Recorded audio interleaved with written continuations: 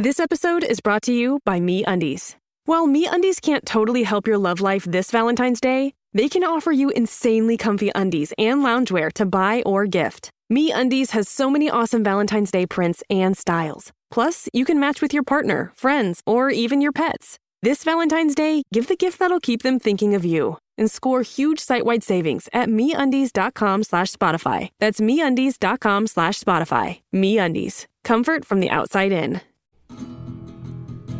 Can you believe that they still print loot? Answer me this, answer me this. How can you escape a fart in a spacesuit? Answer me this, answer me this.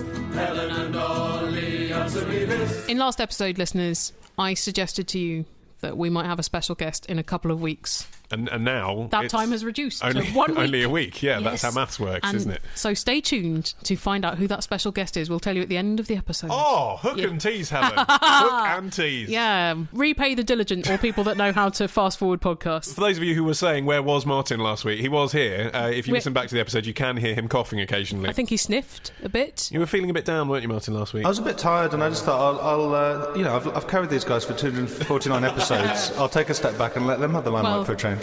Usually when Martin's quiet, it's because he's got some very chewy sweets that he's occupied with. Last week, he was just taking it easy. But he is here. We haven't replaced him with a flower pot or something. A big, hairy flower pot. Well, we're kicking off with some good news. It's from Mark in Surrey. His wife is currently pregnant. Congratulations. I suppose in The Omen, it wasn't such good news that she was pregnant. That's right, Or yeah. Rosemary's Baby. Well, he says this is, on the whole, a good thing. It's just as well that you feel that way. Brill. Yeah, no need to get the coat hanger out. Oh. She seems to be enjoying the experience. Again, good. Yep. Yeah. Do you mean you're enjoying it because her boobs have got a lot bigger? However, she is also suffering from morning sickness that she is literally not keen on. Fair enough. So Helen, answer me this. Does morning sickness do something useful? Is it a side effect of some positive thing that's going on regarding the baby, or is it just another way that God has made the production of children bizarrely one-sided and unpleasant? It's mainly caused by hormones. So progesterone prepares the womb for the inmate. And in doing so, it relaxes the muscles of your digestive system, which can make you feel more sick. And then coupled with that, you're also producing human chorionic gonadotrophin. Gonadotrophin. Okay. Which that's produced by the fertilised egg, and that makes people feel sick. It sounds like something from The Hobbit, doesn't it? Gonadotrophin. And then mainly estrogen levels rise, especially in your first 12 weeks, which is why the first trimester is the worst for the puking. And that makes you really sensitive to smells. And that is so that you are protecting the fetus against things that are potentially toxic to it. Because a lot of foodstuffs are toxic to fetuses that aren't to adults. And so it's just like a warning system telling you not to eat these things that could be dangerous for the baby. And also for you, because your immune system is compromised by the fact that you're incubating. So your womb's going, don't eat that stuff, don't you know that it's toxic? To what extent do you think morning sickness and tales of morning sickness actually put women off getting pregnant? Is it something you'd think about in your hostility to opening up your womb to an incumbent? No, my problem isn't even the horror of childbirth. It is the 18 years of being someone's moral and educational guardian afterwards. That, to me, is the truly terrifying done 6 years of me. I suppose that people, when they're looking to get pregnant, they maybe just ignore the unpleasant side and they think maybe it won't be so bad. And then by the time they are pregnant, if they wanted to be pregnant, they think, too late now. Not getting rid. You'd think evolutionarily it would be more useful for childbirth to look straightforward and then everyone would do it. Certainly you'd think that there was an expedient to have a better escape route than the ones currently available. And the fact that, people get depressed, and of course the 9-month gestation period might be part of this as well. Maybe there is a small part evolutionarily of saying to women, it's not just a fun ride, this. There was this cliche, isn't there, that women, in the distant past of humanity, had to be very selective about men because of this process, because it's a long process. And if they only wanted people who had a Ferrari. If you make it a very unpleasant process as well, that further emphasises that you don't want to just have a load of children. What you should do is focus on one child, and that should be genetically the best one. But it doesn't really make that much sense. But also, whatever you say about evolutionary tactics, the sexual urge, I think it's fair to say, is stronger than everything else. You're not thinking at that point when you're on your back or you've got a massive erection, you're not thinking, but I'll get morning sickness. So end of the day, I guess that is the strongest urge. It doesn't really matter all the other stuff, does it? So actually, it is probably just God being a dick. Again. It's like when you're eating Toblerone for breakfast and you're not thinking, this won't set me up for the day and it will probably lead to my my early death. Amazing how you just pluck that example from your imagination. I read about it on the internet. Here's a question from Andy, who says, my wife and I live in Tufnell Park and we have a 1-year-old son. What a life. We're thinking about moving to the Cannons Park / Stanmore area for the excellent schools and comfortable suburban family life, as enjoyed by the young Ollie Mann and Mann family. However, says Andy, my wife is a bit worried that it's too far out of central London and that there are hardly any cafes or restaurants or life out there compared to Tufnell Park. Tufnell Park. So, Ollie, son of Stanmore, answer me this. How did you like growing up in Stanmore, and what did you like and dislike about it? I'm not saying you're making a mistake, but I might infer that with what I'm about to say. I'll start with what I disliked. I disliked the fact that there is no culture at all anywhere in Stanmore, unless you literally take culture to mean bagels. Otherwise... Oh, that's enough for me. There's not a bookshop in Stanmore apart from Oxfam. There is no theatre or music venue or cinema within walking distance of Stanmore. Whereas Tufnell Park... Who knows? Well, Tufnell Park, There's pubs, there's music. There's quite a lot in Tufnell Park, actually. There is a bit going on. And actually, on that, big shout out to 2J's second-hand bookshop in Edgware, which basically saved teenage Ollie Mann from a life of, just Adrian Mole, which is all you could buy in the Oxfam bookshop. That is good. It's good, isn't it? But once you've read it... Yeah. And Gilly Cooper. You could buy all the Gilly Cooper books as well, the ones that had the fronts with riding bottoms on. That's all of them, isn't it? Yeah, basically. Except for the one about an orchestra. If Gilly Cooper and Sue Townsend ever collaborated on a novel, you can guarantee it would be filling the shelves of that Oxfam. It'd be very difficult, though, because Gilly Cooper would be like, yeah, sex, and then Adrian Mole would be like, failing at the sex. How far is Edgware from Stanmore if you are looking for a cultural hub? Edgware is a half-hour walk. Okay. / 5-minute bus ride away. Well, so that's the same as me living on the outskirts of Tunbridge Wells, and it was a 25-minute walk into the town centre. Yeah, but again, let me be very clear on this point. Unless you take culture to mean Nando's, Edgware is also not much of a cultural hotspot, but it does have the bookshop. There used to be a record store as well, didn't there? Loppy Lugs. Loppy Lugs gone now. Yeah, it's some sort of kosher chocolatier, I think. Interesting. I'm not making it up, listeners. A different way. However, that said, on the bright side, Stanmore now, inconceivably to the young Ollie Mann, has not only a Sainsbury's. When I lived there, you couldn't buy a pint of milk, but you could buy a £3,000 dress. But also a bowling alley. Wow. Which is actually, like I say, I mean, that would have been revolutionary to me when I was a teenager. I would have been there all the time. And actually, there's also this quite buzzy Lebanese restaurant that has hookah pipes outside. So there's loads and loads of teenagers out on the street, which gives it a certain ambience, which is different to what it used to be. A little bit more exciting than perhaps it was. Not everyone there looks like they're about to die of old age at any moment anymore. That's changed. And you've got that nice butcher with the statue of a pig outside, haven't you? No, that's closed. Oh! It's all closed. Morris Gold, the photographer, now a Subway. But then you can get on the Jubilee line from Stanmore and be in central London in, an hour? Well, I was going to say, I think it's a bad sign when the best thing you can say about a place is that you can quickly get to other places from it. However, the Tube, that is a really good thing. You know, that is the reason why people, obviously, historically, families for generations have moved out there since they built it.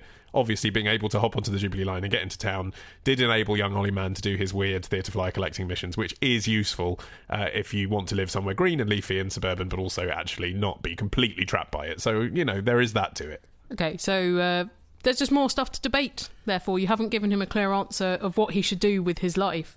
Well, I don't think he was asking that, to be fair. He said, what did I like and what did I dislike? I think I've given him a fair appraisal of that. Ultimately, I'm not going to make that decision for you, Andy, and it sounds like you are, in any case, going to do this. I still feel very confused. Well, the thing is, I think looking back on it, obviously I was a kid and I didn't appreciate the fact that my parents had moved there for my safety and happiness. No, you wouldn't really, would you? You just don't. Children are selfish. But looking back on, and at the time, I wanted to live in central London because it was cool.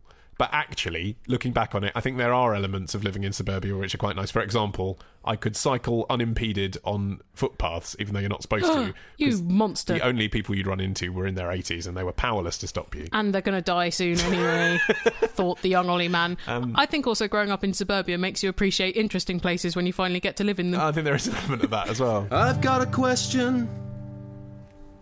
Email your question to answer me this podcast at googlemail.com. To answer me this podcast at googlemail.com. To answer me this podcast at googlemail.com. To answer me this podcast at googlemail.com. Hey, I'm Ryan Reynolds. Recently, I asked Mint Mobile's legal team if big wireless companies are allowed to raise prices due to inflation. They said yes. And then when I asked if raising prices technically violates those onerous two-year contracts, they said, "What the f*** are you talking about, you insane Hollywood ass?" So to recap, we're cutting the price of Mint Unlimited from $30 a month to just $15 a month. Give it a try at mintmobile.com/switch. $45 upfront payment equivalent to $15 per month. New customers on first 3-month plan only. Taxes and fees extra. Speed slower above 40 gigabytes. See details. Here's a question from Jess from Dorset who says, Helen, answer me this. Where did the name Wikipedia come from? And what was the idea behind it? It seems a hugely ambitious concept to try and catalogue everything known to man. I think that's fair, Jess. Yeah. I think it is quite an ambitious concept. But it was a concept that others had been doing before, like the poor old Encyclopedia Britannica that Wikipedia has effectively punched out of existence. Yeah, and actually, I mean, when you look at it sort of realistically, you know, now we know that crowdsourcing can work. Actually, Wikipedia seems like quite a sober, sensible idea compared to Encyclopedia Britannica, which is get a handful of people to write a book about everything ever. I mean, actually, that's harder, isn't it? That's more ambitious. Yeah, well, Wikipedia was a spin-off project of Nupedia, which was a free online encyclopedia project, but where it was written by experts and it was a formalised process. So that started in 2000, and then the following year, they started off the Wikipedia, because a lot quicker than getting experts to write everything. And then if you ran Nupedia, wouldn't you be absolutely livid that this little tiny trifling side project that you'd started then just effectively swamped all your own work? Well, maybe, but if you were even part of the development of something that revolutionary, I mean, I think it's safe to say, we don't know for certain, but I think it's safe to say that in 100 years people will still know what Wikipedia was, even if it's not a going concern. I don't think it's that safe to say, because in 100 years we'll all be underwater. I think the remaining nuclear fish will know what Wikipedia was. Well, they'll be editors. The thing that I don't like about Wikipedia is the editors, actually. It is the thing that, because you start contributing to a page and then someone sends you a message saying, oh, I noticed that you didn't use the correct source material when you referred to the...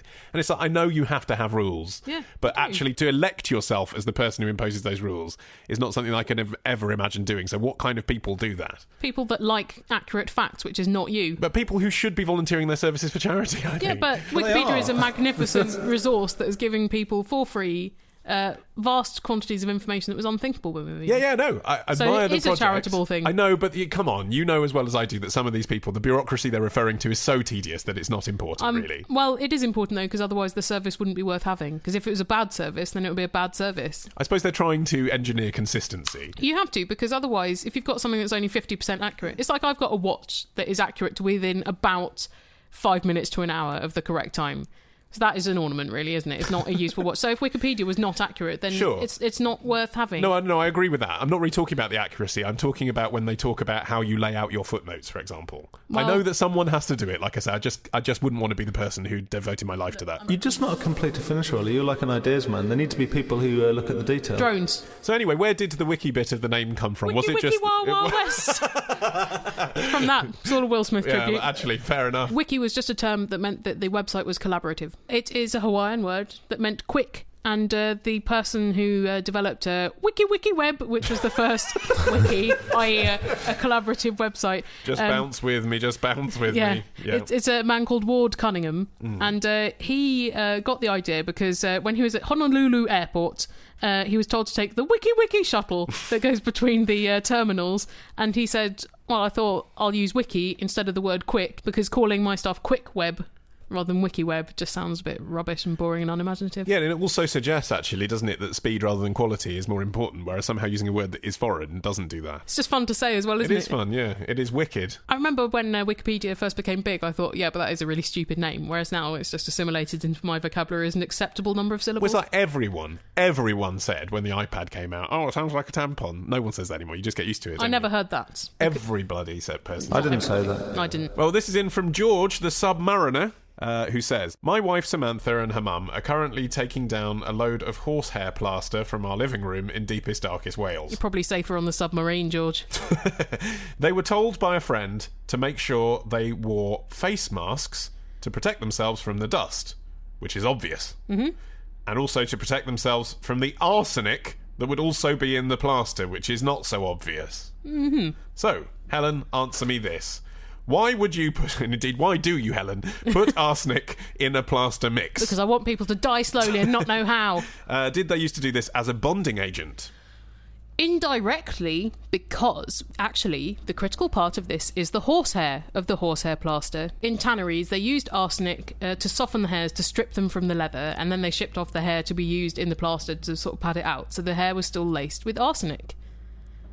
Okay, so it was accidental, basically, or incidental. It wasn't part of the crucial part of the war. It's just how they used to get the horsehair off. That's right, and arsenic also was used as a wood preservative and in wallpaper paste to discourage rodents. So I think people just thought, well, it's the 19th century, you'll probably die of cholera or tuberculosis before the arsenic gets you, let's just put it in there. And when you say that they put arsenic in the walls also to repel rodents... that's quite a strong repellent, isn't it? That's kill rodents, isn't it? Is the euphemism and that really... If your children happen to be licking the walls, then that is their fault. Apparently, they're also, though, if the walls predate 1895, there could be anthrax spores in the plaster. Wow. In 1895, they introduced controls about putting anthrax in your walls, and there might be lead paint too. And yet, I never saw an episode of Changing Rooms where Lawrence Llewellyn-Bone knocked down some plaster and got then anthrax and died. Yeah, and got anthrax and died. It is only a matter of time, though, isn't it, before there's an episode of Jonathan Creek using this as a mechanic? Well, Napoleon, they think, died because of arsenic poisoning from his wallpaper, because it was used as a pigment for green wallpaper.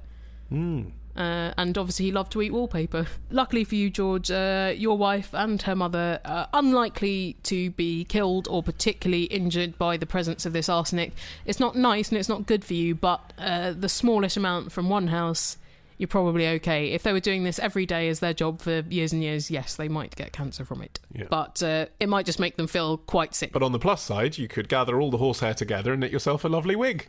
You make a stick-on beard. Yeah. You know, moustaches are all the rage at the moment, aren't they? I actually think that might help me get into the role of being a builder if I was doing some DIY stuff. Do you know what I mean? Because it's so not really my character to be doing that kind of thing. I always struggle having the chat, the conversation with the plumber or the builder, the tradesman. Or any masculine-type men. Basically. I had one the other week that came to measure my blinds. And you said, did you see the revival... of chess? It's just like he was like, oh yeah, you've got a non-movable bracket there, mate. What you want to do is you want to put it there. You got the centre roller. No, you see it right, centre roller here. See this bracket? The two don't go together. And he started drawing me a thing on the bracket.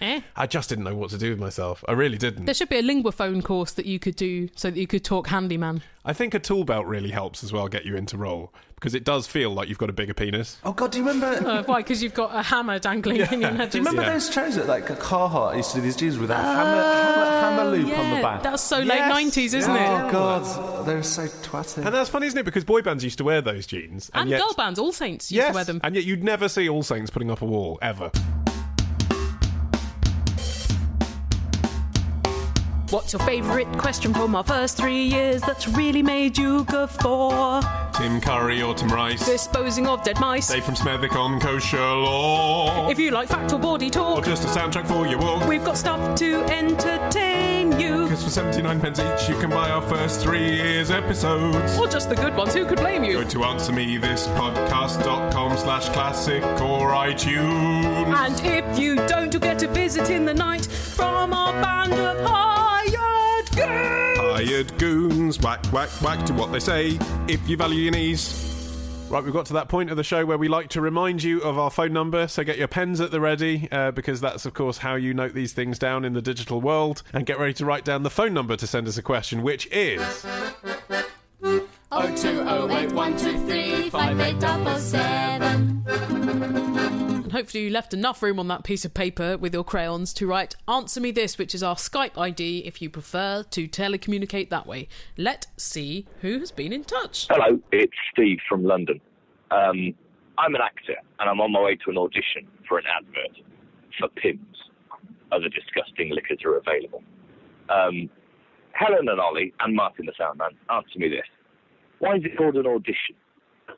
Is it not something to do with auditorium or audit? I'm going to audit your talent. They're all from the same root, which is the Latin word audere, which means to hear. So audio is from the same. Ah, yeah, okay. And audition was just the act of being heard. Yeah, because of course, I mean, until very recently, with sort of advent of method acting and so on, I imagine acting really was just about projecting and being heard in a way. Oh, it's like when you're at junior school and the best singer is just the loudest one. Well, it is kind of, you know, until the advent of recorded sound and microphones, the ability to project and be heard was kind of the most important thing about going on stage in that sort of Olivier style of acting. Oh, God, was just awful. about sort of telling everyone that you're the king. I'm not fond of declamatory acting style, just as Martin is not fond of vibrato, which was for the same reason, so that opera singers could project right to the back of the building. Yeah, well, yeah, but sometimes you see someone and it's just a beautiful noise, like Patrick Stewart.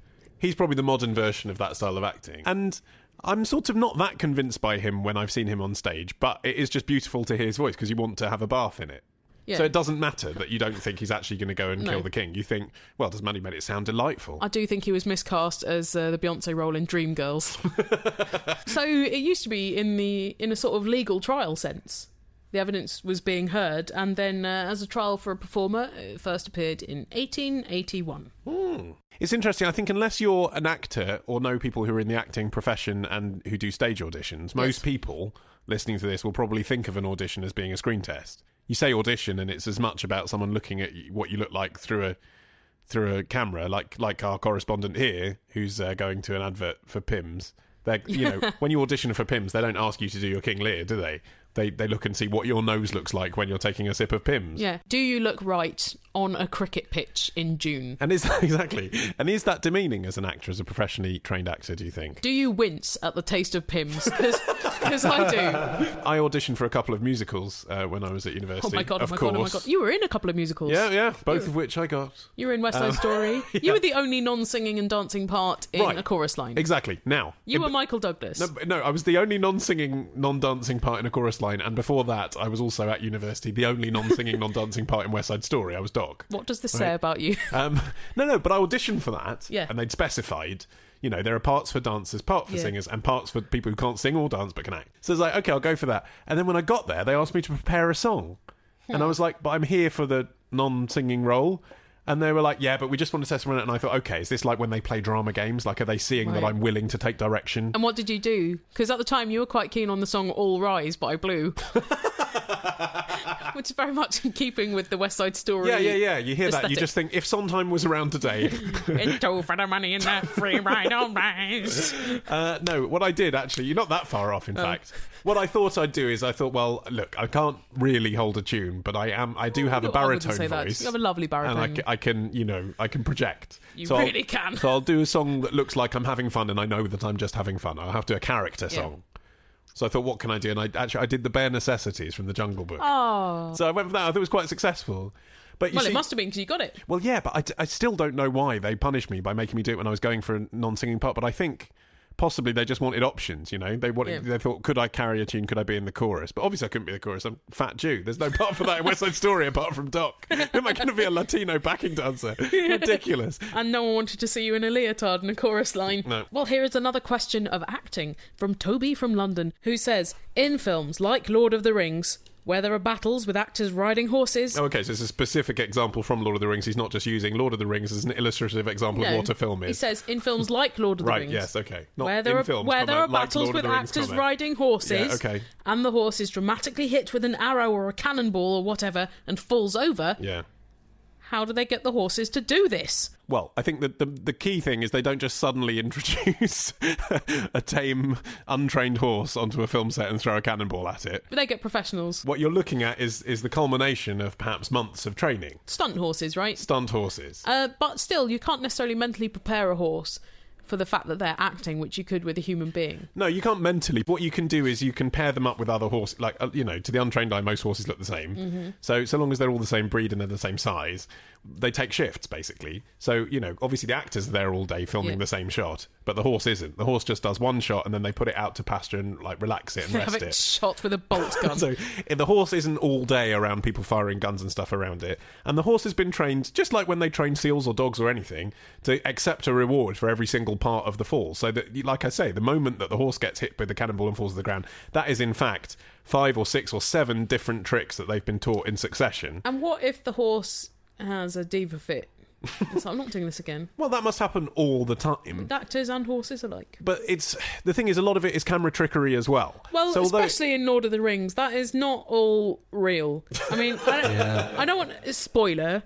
In the final one, there's that battle, and there are these sort of giant hairy elephant things with tusks, and Orlando Bloom slides down one of their heads. Now, I have led a sheltered life, but I've never seen one of these beasts. I think that was CGI. Never seen a big talking tree. I think maybe some of the other things in that battle scene were also CGI. Yes. So you could make a horse fall over with CGI. But, there's lots of things you can do with the camera to do with perspective. Braveheart, apparently, there are a lot of complaints to the American Humane Association saying how can it possibly be that animals weren't harmed during the making of this film? The way it's filmed suggests that there's a horse being engulfed in fire.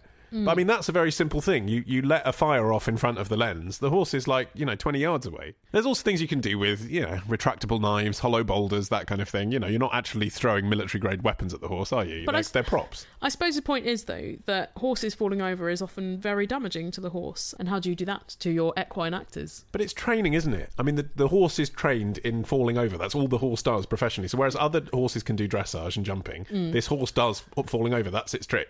And everything else is done with Foley and sound, isn't it? So it sounds like the horse is in pain because it goes, "Arr!" But actually it's fine. It's absolutely fine. He's going, yes! Nailed it! It's going, hooray, I'm going to get a biscuit now, and then I get to go over there and have a dump. Why does God need both a staff and a rod? In the 23rd Psalm, and the founder being Romulus, ain't it odd? We don't call the city Rome. My knowledge is too slight, so I think I shall write to answer me this podcast at googlemail.com. Here's a question from Dan from London. He says, Ollie, answer me this. If you're in a relationship... I am. And have phone sex with someone else... I don't do that. Oh. Does that count less as cheating than if you had actual physical sex? Ooh. A.k.a. the Jason Manford defence. Oh. Okay. Obviously my instinctive reaction is that I'm aware that people are listening will want me to be saying with all of their hearts, yes, of course, it's all cheating. Yeah, your girlfriend doesn't listen to this show, though, so you don't have to put up that front. It is all cheating. It obviously is all cheating. But I think you have to be realistic and say that there's still a scale. Yes. There's still a scale at which, at one end, you'd have complete fidelity, and at the other end would be a threesome with her two sisters. So where on that scale is phone your sex? girlfriend happens to have two sisters. She does, but I was talking generically. And she they're just does happen to have two sisters. All right, two brothers then. Okay, yeah, you could easily have a threesome with her two brothers. Where on that scale does phone sex fit? And I think, therefore, it's very much who's it with, how is it happening, does the partner know about it? There are lots of things to ask. Are you paying for it? And I think that changes where it is on the scale. And I guess, Dan, from London, you know this, which is why you've asked this question very provocatively. It's very difficult to say, isn't it? I suppose the thing is, in your partner's mind, it may seem less acute form of cheating than actually sticking your body into someone else's body. However, the mental process is one of betrayal. Yeah. And that will hurt a lot. If not as much, it will still hurt a lot. But I think it does depend who with. And I know that sounds ridiculous, but if my girlfriend had an affair with someone from work, I'd be hurt by that more than if she slept with someone that she met in a bar, I think. Or actually, this happens less frequently with women, but if she'd paid for sex with a man. Right? I'd still be hurt, but I'd be less hurt than if it was an affair with someone that I think she was growing to love. Right. Now,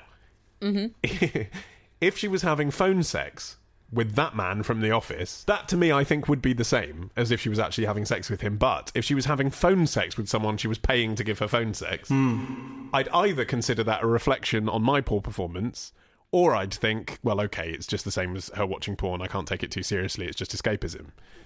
So it's who she's talking to and why she's getting off on it. I suppose if the tenets of your relationship are absolute fidelity, then anything which you could not decently do in a room that had, say, your granny in it and is considered out of bounds. What I mean is things that you know are too private and too intimate with someone who's not your partner. If your relationship is not an open relationship, then I think you know that you are transgressing, and therefore you have to ask yourself why you're doing that.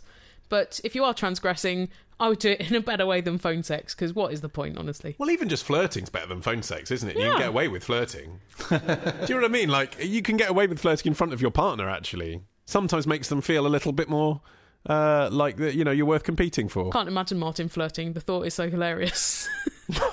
I've never seen it happen. Yeah, I try and flirt with our dentist, but it's really hard when she's got a drill in your mouth, prizing my jaw open. So is that fair? Do you think it's fair to say there is a distinction, that it is cheating, but it's not as serious as having sex? So that we are actually kind of saying, we're not saying it's all right. No. But we are saying there is a distinction and there is a scale.